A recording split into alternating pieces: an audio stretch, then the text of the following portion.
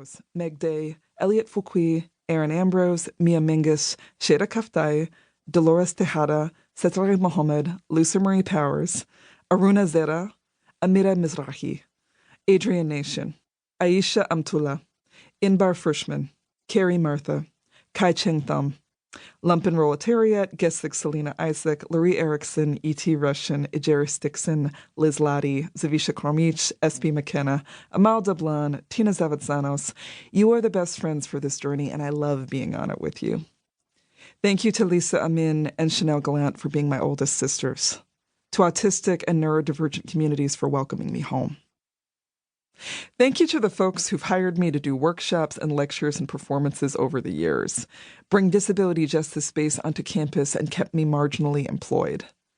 There are too many to name, but I want to say an especial thank you to Teal Van Dijk, Mateo Medina, Samantha Levins, Cascades, Ezzy Clarinet, and Tash of the D Center, Unjun Kim, Michael Gill, Tina Savatzanos, Amal Deblan, and Sylvie Rosenkalt.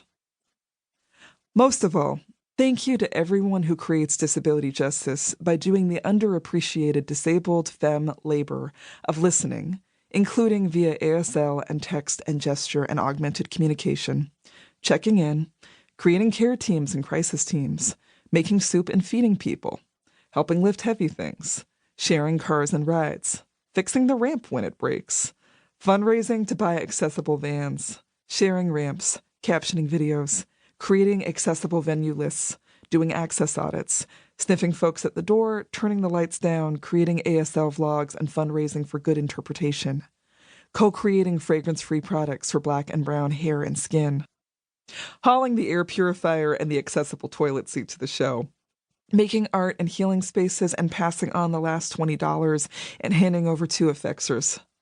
Thank you for being the Crips who show up through vomit, level 9 pain days, nervous breakdowns, neurotypical and autist depression, and inaccessible transit. Whenever anyone asks where they can find the disability justice movement, my answer is, it's here.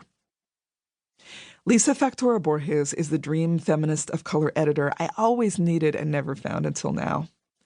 After decades of struggling with racist and ableist editors, where I spent most of my editing time fighting to stop them from writing all the brown, working-class, disabled language out of my work, it's been a miraculous gift to have an incredible Filipina feminist editor who skipped all that bullshit and just focused on making this book better. Thank you from the bottom of my heart for your deep brown Asian love and commitment to this work, and for your years of devotion to amplifying feminist of color survivor voices. I'm also grateful to Brian Lamb, Sonara Geisler, and the entire team at Arsenal Pulp for the risks you take to champion cutie BIPOC, disabled, femme, and survivor literary voices. Throughout the 13 years I've been publishing books, it's always been important for my books to feature beautiful pieces of art on the cover, created by cutie BIPOC artists. Thank you a million times to my friend Texta Queen and designer Oliver McPartlin for making a cover beautiful enough for this book that gives a visual language to queer brown disability that breaks away from the expected. I wrote this book with images of and books by sick and disabled ancestors ringing my desk. I wrote this with their support and witness. Often when I got stuck, I would ask them what was needed. I call their names: Baba Ibrahim Farajaje, Audre Lorde, Frida Kahlo, Gloria Anzaldúa, Marsha P. Johnson, June Jordan, Tourette Davis, my great-auntie Stasia Piepzna-Smolon, Leslie Feinberg, Galvarino, Derica Bolen, and Laura Hershey. Finally, thank you to my beloved Jesse Manuel Graves for your love and kindness, Queen's femme snark, and brilliance. Every day with you is a miracle. Us finding each other and practicing love and care is our sick, disabled, and survivor ancestors' wildest dreams come true. And mine, too. Preface. Writing with a movement from bed. When I moved to Oakland in 2007, I started writing from bed.